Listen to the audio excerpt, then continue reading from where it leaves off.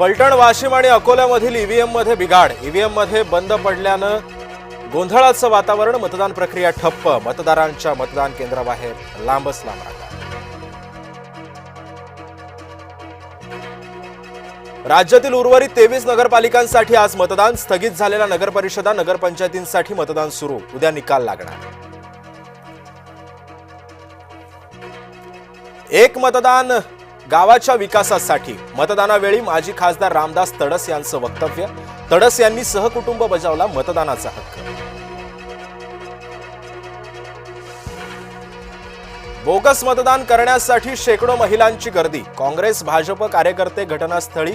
वातावरण तापलं. अंबरनाथच्या कोहजगाव इथल्या परिसरामध्ये तणाव. सिन्नरमध्ये प्रभाग क्रमांक 2च्या मतदार केंद्रावर बोगस मतदाराला पकडलं. बनावट आधार कार्ड घेऊन मतदान करण्याचा केला प्रयत्न. पैठणनंतर फुलंब्रीमध्ये मतदान केंद्राबाहेरच जादूटोणा. भारत माता शाळेच्या मतदान केंद्राबाहेर जादूटोण्याचं सापडलं साहित्य.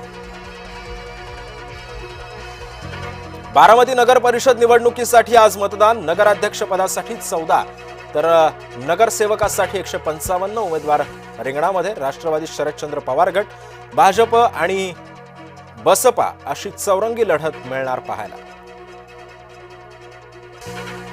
फलटण महाबळेश्वर मध्ये नगराध्यक्ष पदासाठी भाजप आणि शिवसेनेमध्ये थेट लढत. अनिकेत राजे नाईक निंबाळकर आणि शमशेर सिंह नाईक निंबाळकर आमने सामने. पैठण नंतर फुलंब्रीमध्ये मतदान केंद्राबाहेरच जादूटोणा. मतदानाच्या आदल्या रात्री जादूटोण्याचा प्रकार. भारत माता शाळेच्या मतदान केंद्राबाहेर जादूटोण्याचं साहित्य सापडलं. फडणवीस अजित पवार तटकरेंमध्ये रात्री तासभर चर्चा. अनेक ठिकाणी राष्ट्रवादीची स्वतंत्र लढण्याची भूमिका. सूत्रांची माहिती. तर पुढील काही दिवसांमध्ये अधिकृत घोषणा होण्याची शक्यता. सूत्रांची माहिती. अकोल्याच्या वाळापूर मतदान केंद्रावर ईव्हीएम बंद पडल्या. बंद मशीनवर 12 जणांनी केलं होतं मतदान. मुंबईबाबत भाजपचं नो रिस्क धोरण. छोट्या समाज घटकांना सोबत घेण्याचा प्रयत्न. विविध समाज आणि संघटनांचे मेळावे घेत संवाद साधणार. नाशकात सिन्नर, ओझर, चांदवडसह 6 जागांसाठी मतदान. सिन्नरमध्ये 3, ओझरमध्ये 2 तर चांदवडमध्ये 1 जागेसाठी मतदान. सिन्नर नगर परिषद निवडणूक कोकाटेंसाठी प्रतिष्ठेची. अमरावती मनपा निवडणुकीसाठी रवी राणांकडून तयारी. भाजप युवा स्वाभिमानी पक्ष आणि शिवसेना युती करणार. भाजप मोठ्या भावाच्या भूमिकेत असेल. रवी राणांची माहिती. मनमाड इंदोर लोहमार्गासाठी जमीन देण्यास मनमाडमध्ये विरोध. अंशतः भूसंपादन न करता संपूर्ण भूभाग संपादित करावा. मनमाडच्या गर्डर शॉप भागातील नागरिकांची भूमिका.